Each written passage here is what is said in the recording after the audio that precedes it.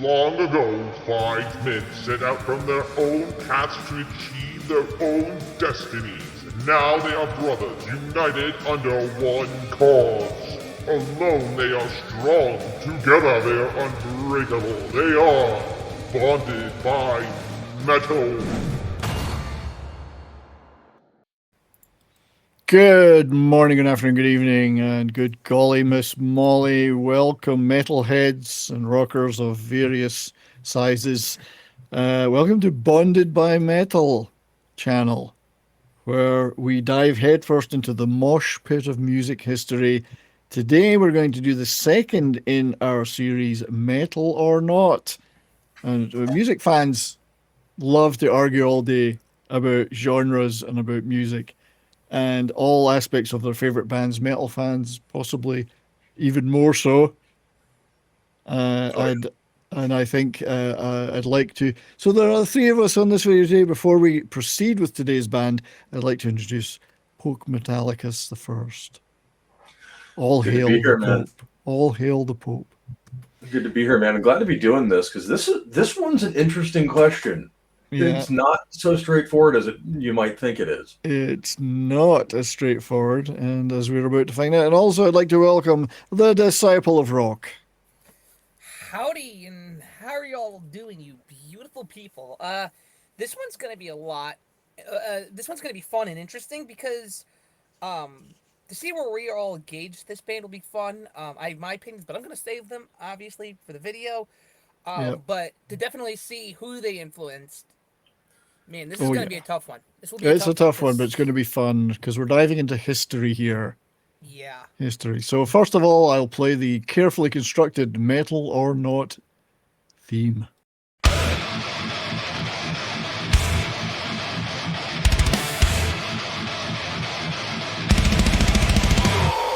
So, in this hopefully fun video today, we're going to be talking about vintage Welsh warblers. Budgie, what a name, eh? Budgie Regar. Yeah. And this is the second in what is hopefully a fun series where we talk about stuff that just kind of blur the lines and decide in a very scientific way whether they belong in the heavy metal halls of glory or are just kick-ass rock and roll. Either is good, but we're here to determine metallicity. Are we not? That's what they pay me for. I mean, that's right. Sometimes. We're going to keep it lighthearted and fun, and everyone will get their say. There's no sacred cows to be sacrificed, and indeed no animals will be harmed altogether, apart from Pope, possibly. Maybe. People's feelings may be hurt, though. So let's start off with, we'll talk about the method of how we determine it, because it's very scientific and mathematical. But we'll start off by talking about the band themselves. Now, a lot of people don't even know Wales exists, never mind that there was a band called Budgie. But, I know Wales exists. I thought they would be called Sheep Humper because I thought that's all they do in Wales. No, that's my name of my next band. Sheep Lover would be more a fluffier term. They were formed in Cardiff, Wales in late 1967. You see, pre-metal as it existed. And they were a power trio, which was all the rage then, of course. Briefly, they flirted with the name 6 Ton Budgie, which I think is a freaking awesome name for an album, before settling on the ironic single name word Budgie. And Burke Shelley, leader of the man who was the leader of the band for a long time, he loved the contrast of heavy, noisy rock music being played by something as fluffy as a budgie Regar. But anyway, the classic for the morons. Indeed, yes. Well, budgies are smaller; they're little fluffy things, little fluffy ones. Very cute, but very definitely not a bird you would associate with metal. But anyway, that was the irony of the choice. And the classic early lineup featured the aforementioned Burke Shelley. I always want to call him Shelley Burke. Burke Shelley on lead vocals and bass. Tony Bourget, or Borgie, I can never pronounce his name, Bourge, Tony Bourg. I would say Bourget, but then I'm, semi-French. He was on guitar, and Ray Phillips on drums, and this core trio, they delivered bluesy Sabbath influenced stuff like their debut album in 1971, which was produced by Roger Bain, a Black Sabbath collaborator. Lots of parallels with that band. They built a cult following throughout the 1970s with their mix of crushing what was described at sometimes as proto-metal, quirky humor and progressive edges, and they influenced a lot of bands, which we'll be talking about later, like Metallica and Iron Maiden, and lots of grunge bands too, though, of course. So later on, drummer Steve Williams joined in 1974 and was there for a long time. But the original Welsh power trio foundation defined their raw, unappreciated, heavy sound. What I don't appreciate is the Jeffrey Dahmer glasses that he has on. No, and he does look like a high school history teacher. I mean, it was the 70s. Fashion mistakes were made. That's right. And one of the things, of course, that they may mark count against them is they didn't wear traditional metal associated gear. They were very much, I'm in my clothes I wear off stage and I don't give a shit. Jeans and t-shirts. So, which is much more the modern metal scene, because I mean back then it was all leather and tassels, which that's right. Still wears. Indeed, leather, tassels, denim jackets with patches, patchouli oil. Their albums include, and we're not going to go through every album, but just the earlier ones. Their debut album, Budgie, I do love the covers. I mean, their covers are great. Fucking awesome, yeah. Which had some of their best known and wonderful tracks, and we'll be talking about some of those titles, and they had the greatest titles for their songs. Nude Disintegrating Parachute Woman. Come on. That's one of those, like, how did you even come up with that? How did you come up with that name? Yeah. Then there's this one, which is a great cover. Reminds me of something like Hawkwind would have done. Yeah. Squawk is the album, of course. Birdhead with an SR-71. Yeah, why not? 1972 album. Whiskey River, Rockin' Man, Hot as a Docker's Armpit. That's a great title. Some great stuff in that. And then Never Turn Your Back on a Friend, 1973, which is another great cover. This one had some bluesy stuff in it as well, though. But it had some it had the Bonus of Bread Fan, which was actually a single to start with, so it's kind of not an album track, so to speak. But it also had stuff like Baby Please Don't Go, which is obviously a blues standard cover. Yeah. In for the Kill, another great cover. I mean, it's a Budgie. Crash Course in Brain Surgery, of course. What a title. Oh, I mean, like you say, their titles have always been fucking outstanding. Yeah. And then Bandolier, which is another fantastic album cover, 1975, which many would consider the last truly great classic era Budgie. Lots of hard rock punch, like Breaking All the House Rules, but also a funky and epic Napoleon Bonaparte 1 and 2, which was kind of reaching into progressive territory as well. So some would consider that the end of the golden era, I think, but they had their fans continuing for decades after, and lots of live performances. So that's just a kind of a quick run through. Well, there's also If I Were Britannia, I Would Waive the Rules, which is a great title. I love that album art, though. It's a great title. It's a fantastic title, too. It is. And there were many others after, but if we didn't cut it a little bit, we'd be here all day, I guess, talking about stuff. So that's what we're going to be talking about, the material we'll be talking about. But let's also talk about how we're going to score this. For those who didn't watch the original video in this series about the Wild Hearts, which I did as a solo, this is how we score these. We've very carefully come up with a lot of solid criteria which cannot be scientifically refuted. Even the International Panel on Climate Confusion could. So there are 5 tests. There's the riff test, the scream factor, the tempo thrash, the thematic abyss, and the pedigree chum. I don't know if pedigree chum is a dog food in North America, but it is in Britain. Pedigree chum. Yeah, it is. I came up with these because I'm dumb.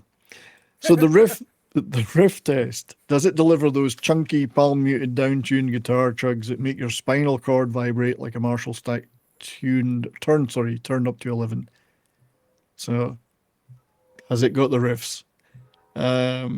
We all love our riffs. The scream factor. The vocals, are they unleashed with guttural growls, soaring wails, or operatic shred, or is it more a bit of a pub rock belting? You can see the criteria developing here. The tempo thrash. Has it got pounding, double kick fury, and breakneck speed, or indeed the complete opposite, which would be super slow doomy? Or is it just a kind of a groovy mid-tempo four beats to the bar head nod? And the thematic abyss. Do the lyrics plunge into fantasy wars, occult rituals, or existential dread? And you get a bonus for devil horns somewhere in there. The pedigree chum. Clear lineage from metal gods like Sabbath, Priest, or Maiden, or more of a punk hard rock mutt. And also, who did the influence? Who came after them? And the tiebreaker, if those scores don't do it, is does it go to 11, which is our final? I'm throwing a point in just to make a difference. So there you go. The first 5 are scored out of 2 for a total of 10, and then to break the tie, we have to have it out of 11. Anything because it over, has to go to 11. it has to go to 11. So that's the criteria. As I say, all very scientifically constructed. And you gentlemen are okay with that. You're in agreement with those criteria, I'm assuming. Indeed. Yes. Indeed. That's what we're judging this songs on. We're going to very carefully score this. You see, we don't want anyone to say this wasn't scientific. And you can score 0.5 if you want. It doesn't have to be whole numbers. And then we'll do some calculating at the end, divide it by 3, and we'll see if we get our number. And if it's over 5.5, it's metal. There we go. Right. A very scientific analysis. Very, very scientific analysis. So let's start with the riff test. So we know there was a lot of great guitar work in Budgie. Oh, yeah. Tony Bourget, he's going to hate me for saying his name like that. The riff architect. He was and it's a power trio, so that had to be a big part of it. He did a lot of crushing and inventive heavy riffs, so I've got a few suggestions. I don't know what you guys think in terms of songs. I mean, overall, Budgie is extremely heavy riff-wise. Yeah. Like, they're right there with Sabbath. Yeah, I mean, I think so, and I think there's a lot of Sabbath parallels in their sound early on. Bread Fan, the Bread Fan song, of course, which will feature in many of these categories, and I'd love to play. We'll play just a few seconds of some of these songs because we can only get away with like 9 seconds, if that. Now, I will say on my end, they give me a slight, maybe in the sense of like Van Halen, where it's like. It's more blues than a metal riff, but at the same time, Black Sabbath was more blues, but maybe a lot slower in a lot of ways. Well, I think that has to be accounted for, that it's more blues. There are blues influences and some outright blues tracks, so that is for sure. But on the other hand, there are things which would be regarded as proto-metal from a riff perspective, and if you hear Bread Fan, especially the opening sequence. Now that's pretty riffy. I mean, yeah, that's straight up metal. So bass and guitar double teaming the riff. Reminds me a lot of Deep Purple. Deep Purple and a little bit of Rush. Yeah. Yeah. Go ahead, Sumo, yeah. I was going to say, there's a lot of Rush in this band. Shelley even sounds like Geddy Lee a little bit. Or Geddy Lee sounds like Shelley. Yeah, there's a similarity in vocal style. So if we consider, and I do consider Rush to be metal, albeit progressive metal, Geddy Lee's wailing must be considered a metal vocal. Would you say? And that may be a future video in this series. Metal or not, Rush. Indeed. Just how metal are they? So Bread Fan's definitely in there for a riff perspective. Sabbath influence there you can hear. Oh, yeah. Perhaps influence is the wrong word because they were parallel, so they were both, and they knew each other quite well, I think. So Yeah, that's the tough thing with bands like this is they're contemporaries. So, like, are they listening to each other, or are they both inspired by the same thing? well, this is it. So, but just on its surface, riff-wise, Bread Fan's a fantastic example of a thing that And would of be course, considered metal. using a glorious Gibson SG. Absolutely. But it's got the lighter moments too, you see. But then so did Sabbath. Yeah. Yeah, Tony could do his lighter moments. So another track, and I've got a list here of ones I consider to be good examples of the category. I haven't got the opposite ones that would say no, they're not in this category. But another one would be a track called Zoom Club, which is from In for the Kill in 1974. So Zoom Club is a great riff-based song too. I can get it to play. Very slow band. Again, I can only play. If this video jumps after, it's because I've had to edit some of the music out, so my apologies to anyone watching this. Come on, you can do it. There we are. Now there's bluesy bits here, but then now that's a ferocious riff. That is heavy as fuck. I love it. That's a ferocious riff in Zoom Club. That's why I thought of it in this category. 8 minutes of droning, insistent, heavy riffs, loaded with distortion, echo, and reverb. Possibly the hardest chugging music they made, and it's pretty metallic. It's not a pub rock. This is not just hard rock. I don't think. That's just my thoughts. Though. What about you guys? No, I mean, this is extremely heavy blues music. But it's got a thumping bass on it too. That's what puts it over the line for metal for me is that bass work. Oh, it's Sabbathy. Very similar. I got to keep stopping it because we can only do a few seconds here or there. Right. I'd say Sabbath is the closest analogy. I think you're right.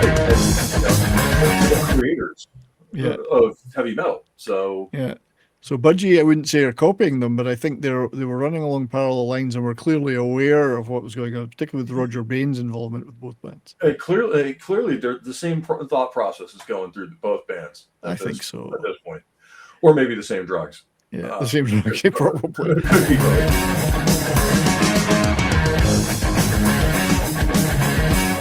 That's pretty cool. And like you say, it has a little bit of a funk edge to it too. A little funky. They could get funky. They could get funky at times. I did have a few songs listed that were not perhaps in the metal category, and some of them were the funkier stuff that they did, which I will have to figure out where I wrote those notes down. So that's two examples I had. I don't know if anybody else could think of a riff that would influence us. Obviously, you'd have to hear every song of the band's output, and on the first albums, there are many tracks that have that similar feel to them.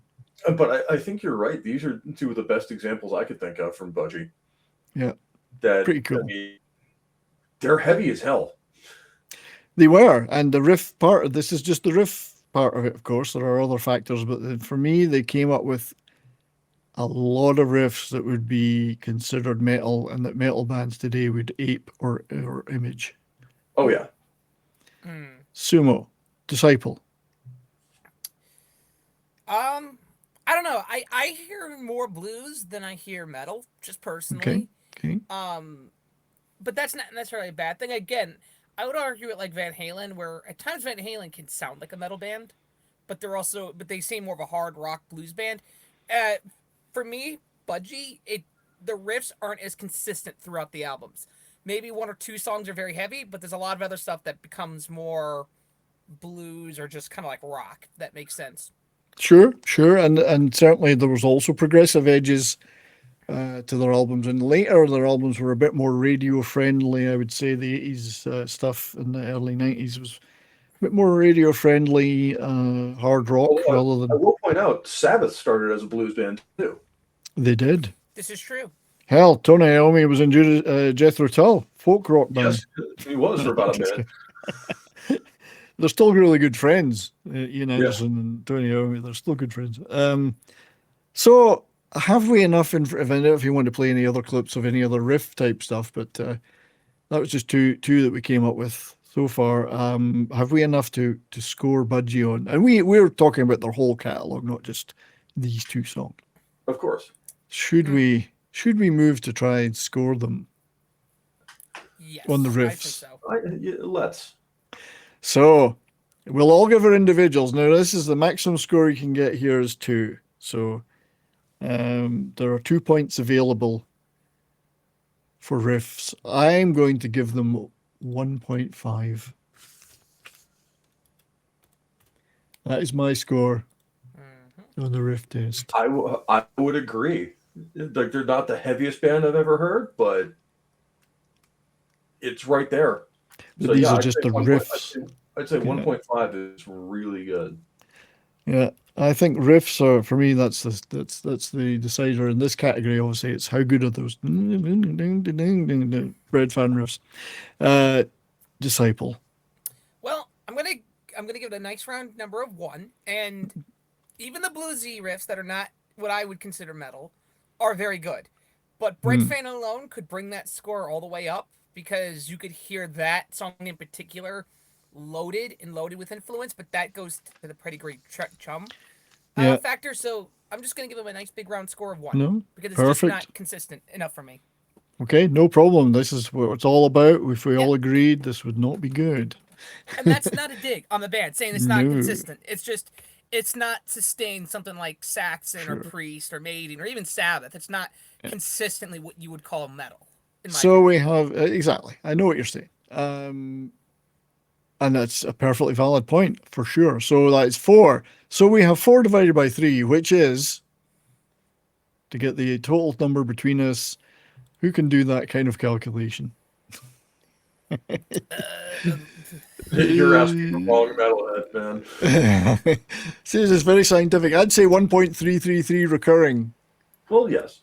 So that is so an it doesn't aggregate of 1 Yeah. point. I'm going to round it up to 1.4 because that's the way I roll.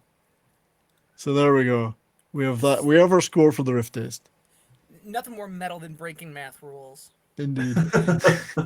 Rules. I don't need no stinking rules. Exactly. Right. Let's hide that in stream. So let's go back to the next category, which we should remind ourselves is scream factor. So the vocals. How metal are the vocals? Depending, even if we could define what a metal vocal is, of course. So let's listen to some examples from Budgie. So the aforementioned Bread Fan is also going to get a look in here because it's, let's play the studio version of that. If we can get to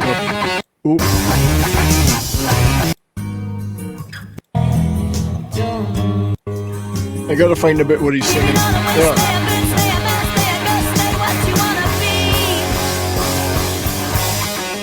So there was a little snatch of Burke's vocal there. Let's see if we can find another section. This is a tough one for me because it does have those metallic leanings, but it's also very Rush-like, very hard rock. Well, it's certainly not guttural. It's at the high end of the range. It's not operatic or guttural or growly. So it's got none of those factors. It's more of a clean but high vocal. Yeah, sort of like Rob Halford from Judas Priest. So hang on. So he does hit the top of his glass-shattering high tenor range over the main riff. Now, does he wail though? I think there is the odd wail in there. Banshee wail.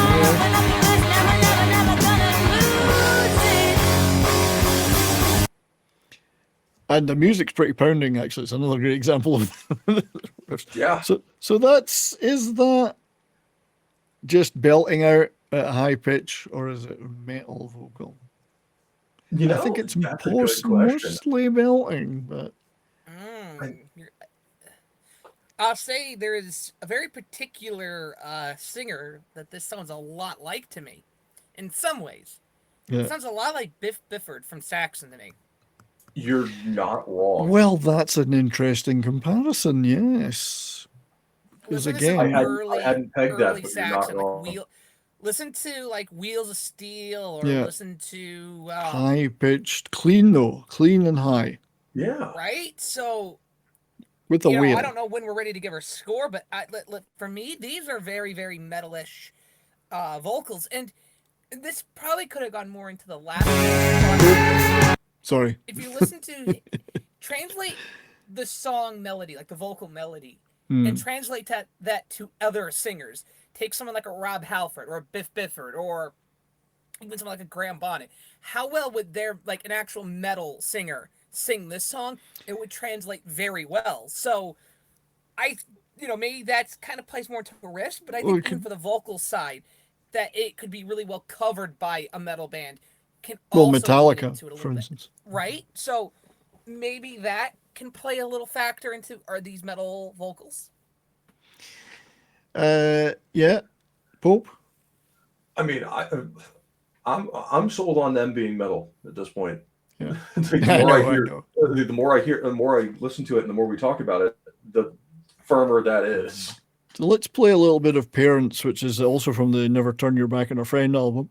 10-minute epic with a lot of high-pitched nasal wails, but also some melodic progressive output with a little bit more operatic shred edge to the voice in places, and it's tough to find those places when we're just flipping a few seconds here. So that's where he does his kind of melodic.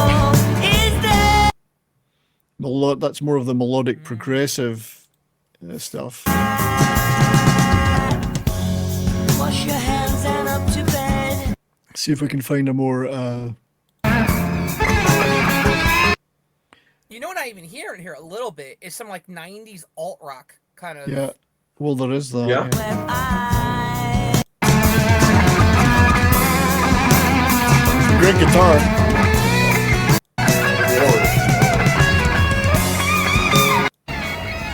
So unfortunately, I didn't find the vocal bit I'm looking for. I should have timestamped it. growing up. You know what I hear in here a little bit too?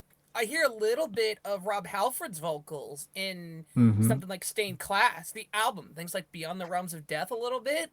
You know, so you're hearing a little early Halford. You know, the vocals are selling me on metal. I'm telling you that much. Here we go. Yeah, I'm finding it difficult to get the exact spot, but if you listen to the whole of Parents, he's got a very wide range of vocals, quiet, melodic. Like Disciples saying, I hear a lot of early Priest in here.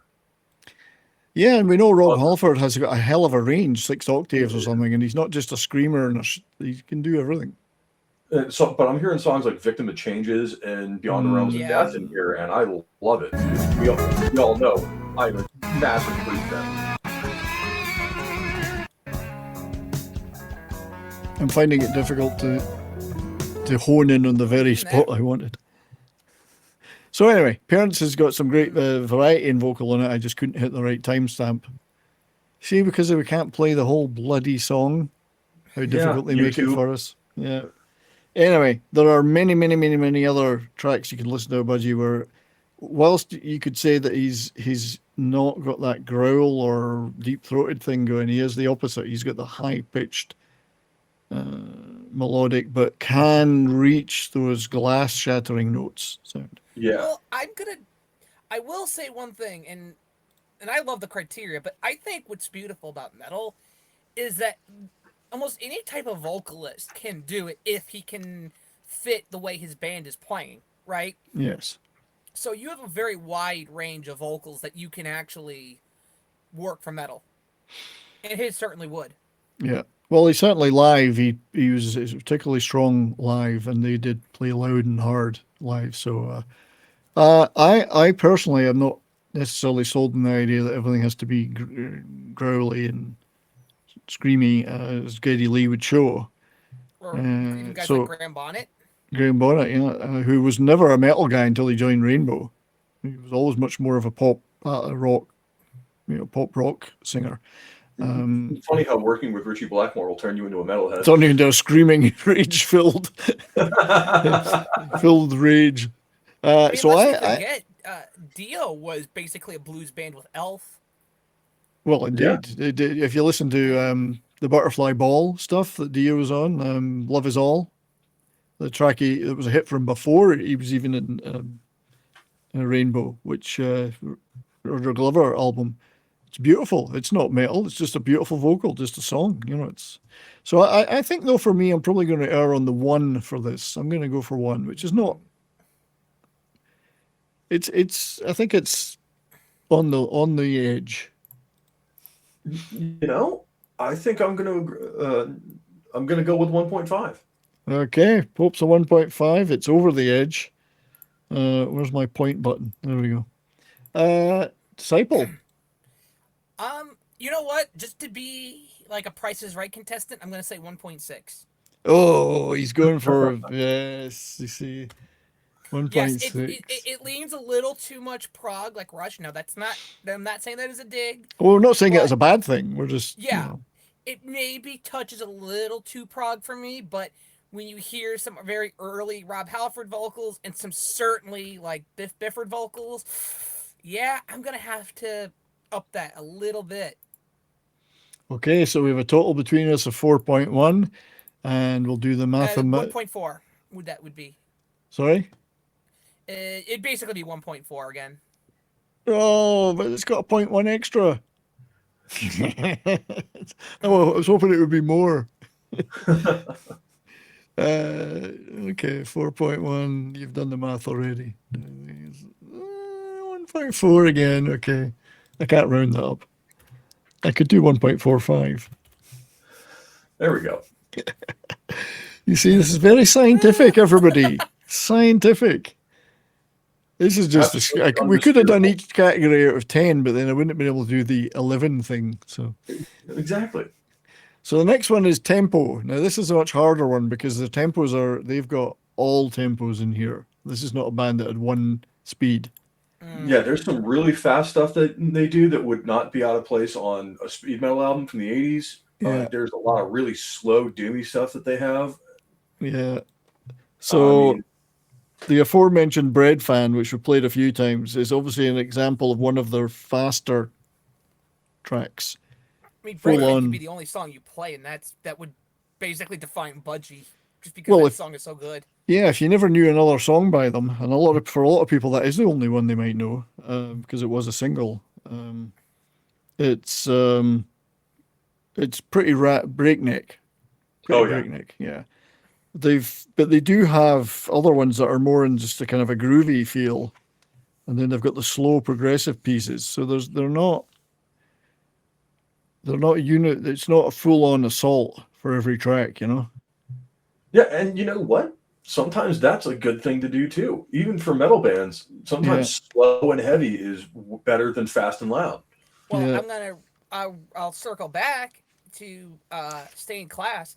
That is not a fast Judas Priest album. That's a very slow proggy album if you really want to look at it. Yeah. But I would argue it's a top 5 album from them. So you don't always have to be Painkiller or Screaming to pump out something great, You don't have. Well, I do have a couple examples of ones that are not in a sort of, you wouldn't peg as metal at all. There's Who Do You Want For Your Love, which is from Bandolier, which is actually funky, like actual funk, not just pseudo funk. It's actual funk. It's very rhythmic, bouncy. It's got harmonica in it. It's very soulful, danceable. In fact, almost danceable. So that is definitely not in the metal category, but by any means, but certainly by its pace. And they've got ballads like Slip Away from Bandolier, which is very dreamy, very soft. And then they've got they had folk rock tracks like Wondering What Everyone Knows. So they had different stuff. And piggybacking off of, what Disciple said, I mean, hell, some of Motorhead's best tracks are some of their slowest. Yeah. Like songs like Just Because You Got the Power. But you would definitely listen to the 3 I mentioned and say, you would never know. If you heard nothing else by Budgie, you'd say, well, that's not a metal band. True. I mean, and just because they have metal songs doesn't make them a metal band. That's right. That's the argument. If the only Motorhead song you knew was 1916, you wouldn't think Motorhead was a metal band. No, that's still metal as hell. Oh yeah. Yeah. And if you ask Lemmy, he's not. They weren't a metal band. Yeah.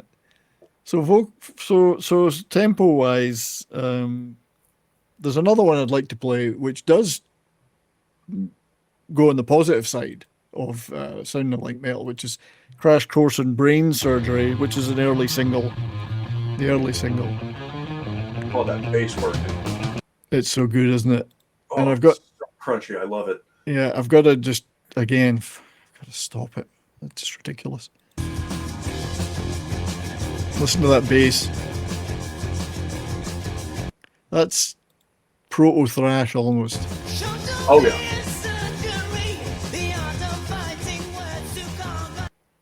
That well is as metal good- vocals if I ever heard them. Well, But it you- is. You can hear what would come later. Oh in yeah. that. Like you can hear Metallica, Venom, Saxon. I'd say Metallica are in a direct line from Budgie, in my Oh, yeah. opinion. And there's still enough of that 60s sound in it. It sounds a little psychedelic. Yeah, 1971, of course. So it's still got a touch of that. I noticed they're on the Fly. They were on the Fly label, which was Mark Bolan and T-Rex's label for a number of years. Yep. It's the bass that makes us. Oh, bass work. Glorious. I better not play anymore. I'll probably have to cut some of that out anyway. We'll get struck for that. Yeah. I hear Saxon so much in this band. Yes. Metallica did cover this, of course. Metallica covered this one. Yeah, and like I said, a little bit of Venom. That's Saxon, yeah, Venom. And it's live. It was more high octane in terms of speed. This is the early studio version. Live, it went a little bit faster and harder, as most things do. So, so I think they had enough. I wouldn't count it against them that they had their gentler moments. Even Sabbath did, I mean, Tony Iommi. Oh, yeah, I lots mean, of Look at songs like Hand of Doom. That song is slow as hell, yeah, and yet it still crushes. I mean, you could do like gentle acoustic passages in songs, like it's lots of metal bands suddenly have that one track where they do that, Yep. And it's totally okay for a band to do something different, as long as they just don't sell out their character, right? Yeah. But Budgie's slower stuff does not sell out their character. Black Sabbath's slower stuff, until maybe you get to like Technical Ecstasy, doesn't betray their character. No, and it's slower. I mean, slow is fine because doomy stuff is slow, and a lot of metal is very slow because it's doing for the hard doomy sound. But I think gentle is more the not metal word I would use. So I'm actually inclined to give this, if I was to score them on their early albums where there's a lot of fast stuff, a lot of hard hitting stuff, I'd probably go for something like if we're going to do point stuff, I'd do 1.3, I think, out of 2 for me. What I'll give them a 1 for this one. I'll give them a 1, yeah. Because, I mean, like you say, they do have their fast moments, but they also go really slow. Yep, they do. So, Disciple, your feeling about them? It's not consistent enough for metal for me. Again, that's the thing that's going to weigh down every score, but songs like Bread Fan do exist. Yes. So I'll give it a 1.1. 1.1, fair enough. We have a massive collective score then of 3.4. Well, 3.4. Oh yeah. Oops. So we're under. So it's still over 1 though. So it's 1.13. 1.13. We're making this really, really, really mathematical. We'll maybe streamline it in future videos. I don't know. No. I like it chaotic. That's what makes it fun. I like it chaotic. I like it's pretend scientific, which is Indeed. mock science. No. Well, pretend scientific. This is more scientific than modern climate scientist. That's what I was saying earlier. Yeah. So let me hide that on the stream. Let's go back to the next one, which is not the Pedigree Chum. Sorry, it's the Thematic Abyss. So they're what were the songs about? Were they about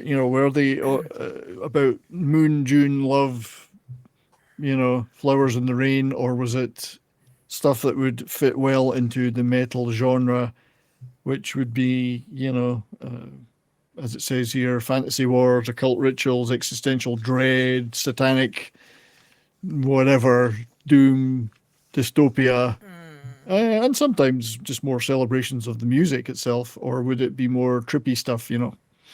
Well, I mean, metal bands have always sung about everything, right? Like, if you want to listen to, for instance, like, especially towards later on in the 80s with the AIDS epidemic, right? Like, a lot of bands wrote songs about what was going on with AIDS or one night stands and like getting AIDS, right? Notably, like Dawkins' "Kiss of Death," or you have stuff with like Megadeth singing about like government corruption and how, right? So, kind of limiting, but metalheads tend to have a way about it that I don't think Budgie quite hits. Budgie kind of, again, feels more 60s rock to me. Okay, in yeah, lyrical because they theme. did come out of that era of And horror, psychedelia. lyrically, I'd have to agree. Musically, they're heavy as hell, but lyrically, yeah, they're a little lighter than, say, a Sabbath or a Judas Priest. So here's an example of one of their great songs. We mentioned the title earlier. The titles are certainly good. There's no doubt about it. Nude, disintegrating parachutist woman. So, this is them isolated without the music, of course. Yeah. I think you could probably fit these into a metal song. They're not necessarily metallic in theme.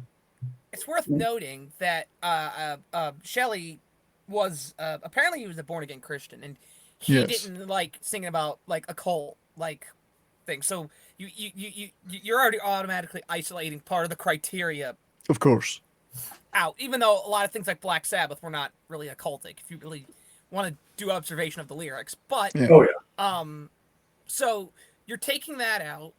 I mean, I guess Breadfin is a little bit about like societal, like corruption, a little bit, Yeah. but Well, they had songs about that because they were also quite political at times, anti-war, political. This is Homicidal Suicidal, which is certainly a title that could be considered a metal title. Oh yeah. One-time killer, two-drug peddler, homicidal, suicidal, one-time lover, all-night raver. So stuff like that could be seen to fit into a metallic ethos. I mean, this seems like a total abstinent song, though. Yeah, you done killed the copper. Yeah. Very British. Yeah, I think this is a very metal style lyric. And even some of their song titles, like "Crash Course in Brain Surgery," That's right. I mean, it's something you'd see on a death metal album. I mean, Although you could all, Demolition Hammer's classic, 44 caliber brain surgery. That's I mean, true. nude disintegrating parachute woman sounds like a thrash song, or like one of those like goofy bands. You know what I mean? Oh yes, it does. So one band I saw live in a bar one time, band by the name of Candy Strike for Deathward. This is nude disintegrating parachute woman, parachutist woman. You know, I'm gonna say one thing about this song though. If you up the distortion a little bit and make it maybe slower, you have a doom metal song on your hands. You do. Yeah. We're not hearing the lyrics there, but that's what the song sounds like. And then homicidal, suicidal sounds a bit like this. Great opening riff. Could almost be Motorhead-esque. Oh, Early yeah. Motorhead. Yeah, that bass line's heavy as hell. I'm trying to find a lyric.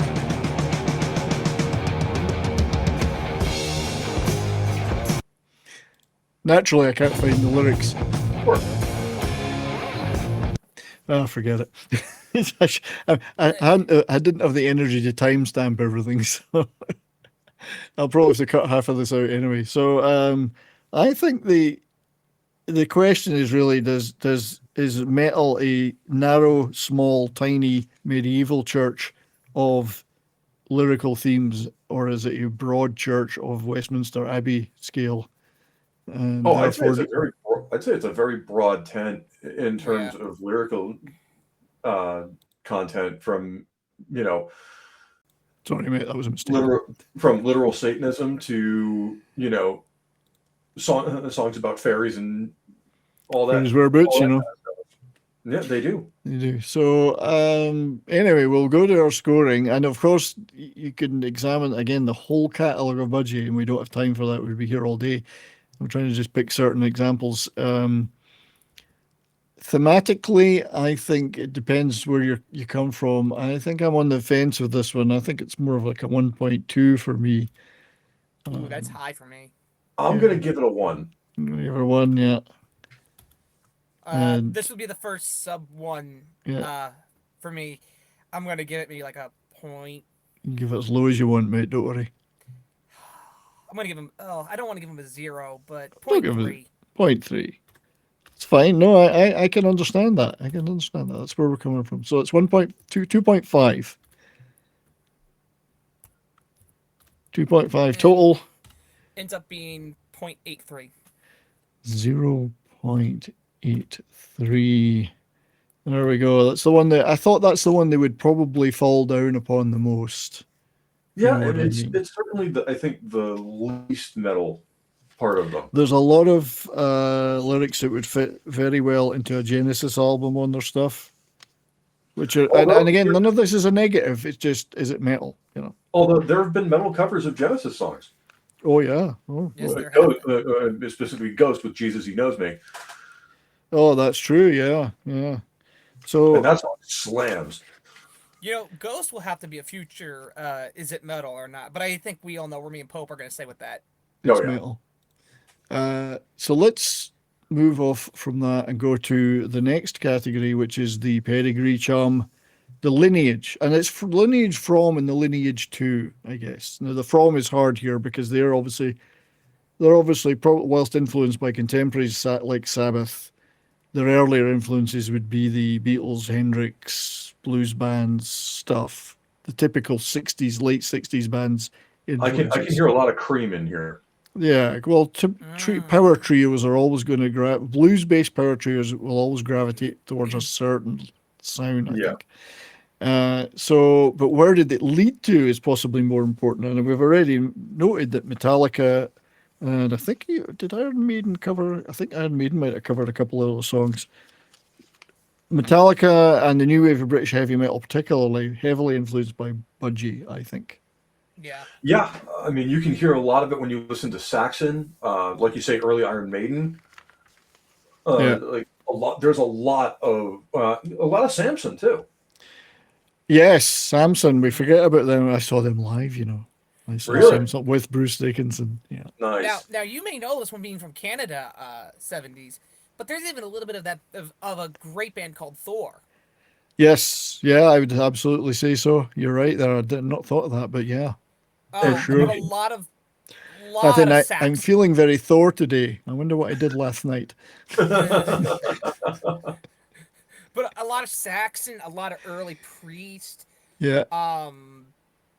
Screw it. You could even say some Iron Maiden influences in there for sure. Oh, for sure. Maiden. I think there's a lot of future Maiden in here that we've heard. There's a little early Motorhead parallels too. Especially the first two Maiden records, I can hear a lot of in Budgie. Yeah. I've got a couple of songs I want to play. I think Guts is a song which was on the first album in 1971, and I think this is one of their most Sabbathy songs. So if I can fit the right moment, we'd probably hear that. Well, actually, we should probably start.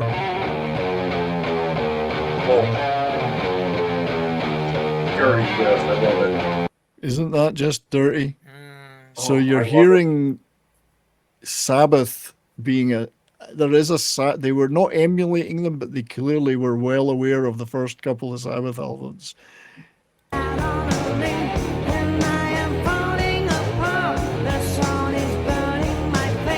I like the pace of this one as well. It's more of a slightly doomier pace. Yeah, it has that slow, doomy chug to it. I love that.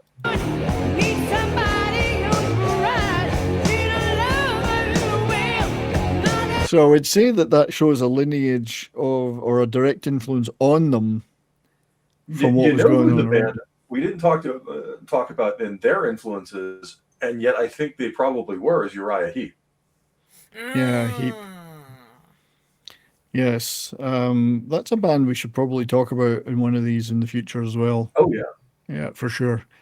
I always considered Heap a little less metallic than some of their contemporaries because of the heavy organ sound on them. But then so did Purple have that, So And it was heavy organ. It wasn't just Organ is metal. I'm sorry. Organ is Yep. metal. the keyboards larger and the everything organ, the else. better. Oh, Exactly. And Heap's not only a band I'm familiar with, I've seen them live. I actually saw them open for Priest. All right, yeah, I've never seen them. So, but Bread Fan, I think, is their most.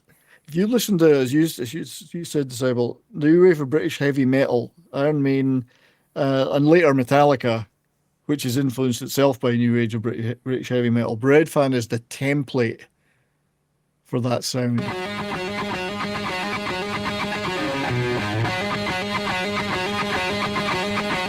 So that's there's a lot of, so I think bands that we consider solidly metal legends are heavily influenced by this. Oh yeah. I mean, looking at that bass work, you can hear a lot of what Cliff Burton was doing with Metallica. Absolutely. So I think they have the lineage and they have the influence. Now, you could still say that makes them a hard rock power trio, not a metal band. But there's Priest and Maiden style stuff there.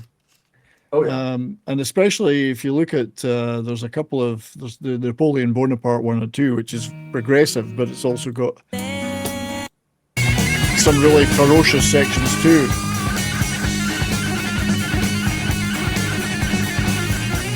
That's pretty metal. Oh yeah. Yeah. Especially that bass work. You can hear Iron Maiden there. Oh yeah. In my Yeah, opinion. you can hear songs like Rhyme of the Ancient Mariner in there. Yes. So I don't know if you've got any other examples, but that's to me and that one there is also part of my does it go to 11 argument when I hear that. So in terms of influences on and influences from, where do we see this? I'm not going to go first this time. I'm going to let somebody else go first. Oh, You I'll know go what? first. I would give this Can a I give him a 1.8. at 1 point. At 1 point what? I would say 1.8. 1.8. Yeah, I think so. I think they're more influential than people who've never heard of them would think. Disciple. Can I give it a 3? Can I break the rules and You give it a 3? You can give it a 2. I'm not going to We're let you giving break it a that 2. rule. 100%. They influence so many bands. Yeah, They get a 2 because I'm you can giving tell them a all 2. the early guys were listening to this band. Yeah, All right. I think so. I think they're, considering an awful lot of people now have never heard of them, they were exceptionally influential. So that makes a total of 5.8. It's almost the perfect score. I was the one.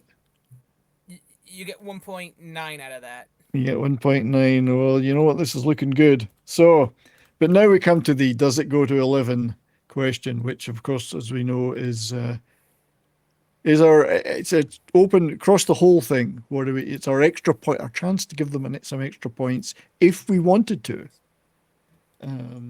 Obviously, then making up the total. So, I personally am going to give them a 1 because I'm biased. I'm going to give them a 0.5 because I don't think they're anything heavier than what was out at the time. Yeah. But they're right there with bands like Sabbath. So I'll give Right. them a half a point just for that. Okay, no problem. And you can give it 0 if you want. There's no problem here. This is just an extra point to make it to go up to 11. Because it always has to go to Has 11. to go to 11, yeah. This one goes to 11. Hang on. I'm pretty sure somewhere in my pantheon of videos, we may have that. Why don't you just make 10 louder and make 10 be the top number and make that a little louder? These go to 11. Well, for me, nah, it doesn't go to 11 for me. I think it's really, really, really, really good. Yeah. But I'm gonna give it a 0.2. Okay. See, I'm the outlier here, and that's because I was being biased. I never And claimed that's to be. 0.56, by the way, of the aggregate on this. Sorry, 0.56 5.6. is the aggregate because it came to that comes to 1.7. Yeah. 1.7. How could I not add that up? Right. So we will auto sum that because that's what we do here. That is a 7.27 total out of 11. That makes it pretty firmly in the metal That category. makes it metal. I don't have a big thing that goes boom metal, so I'll have to do that. I'm missing that. I But could hey, do that. we proved it scientifically. I could do that. There you go. We proved scientifically with a score of 7.27 out of 11 that Budgie can be considered metal. They're in the pantheon, the metal family. I'm sure that makes them very happy. Well, the remaining members of the band, that is, if there are any.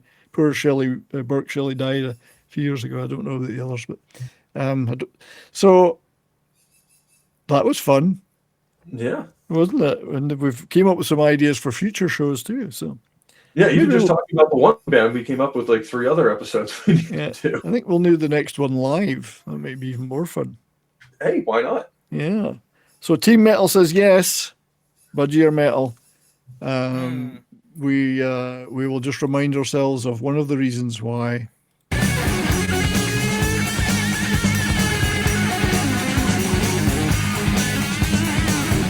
Napoleon Bonaparte 1 and 2. Well, that's part 2. So, gentlemen, thank you for your participation in this. No one else is doing this. Bonded by Metal. It's where you get this kind of content. Only on Whether Only. you want it or not. Whether you wanted it or not, whether you can sit through an hour of metal or not, that's what you're getting. So, Now- The real question, though, for the people at home is there a band you would like to see us cover? Because, we have some bands that we want to do, but we also know what you want to do. So let us know below if you have any band you'd like for us to cover, even if it's clearly metal or it's clearly not metal. yeah, If because you we're just just want to see it for the shits and giggles, do it. yeah, we're going to argue pro and against things. That's what we do. And I'll point this out. We read the comments. Well, Everyone. we rigged the comments. Oh no, we read the comments. So yeah, that was fun. We'll do it. Maybe we'll do the next one live. We've got some ideas. We mentioned Uriah Heep. We mentioned the first 3 Queen albums were mentioned. Who else did we mention? There was somebody else. Somebody make a note. We'll remember it eventually. We'll remember to mention. So yeah, thank you very much to Pope Metallicus. Thank you And for having me. This has been great. it's always a pleasure. Thank you very much to the Disciple of Rock. Oh, a pleasure as always. So please, everybody, check out Bonded by Metal. Links, obviously, links will be provided to that and our other channels in the description. Please give this a like if you enjoyed it. So a thumbs, the old thumbs up. Give it. Leave a comment, as we say. Tell us about other bands. Tell us about what you thought of this format, and also anything else you want to say that you want Bonded by Metal channel to talk about, and we will do our very best to get there. So If you just want to say F you and you suck, you could say that too. It's okay. It you doesn't hurt our could. feelings. It's all engagement. All does us good, whether you leave a thumbs down or a nasty comment. All helps. YouTube doesn't care. Yeah. We just go off and cry in a corner about it later, and then smash our Yeah. guitars. Yeah. We do something very guitar smashingly like this.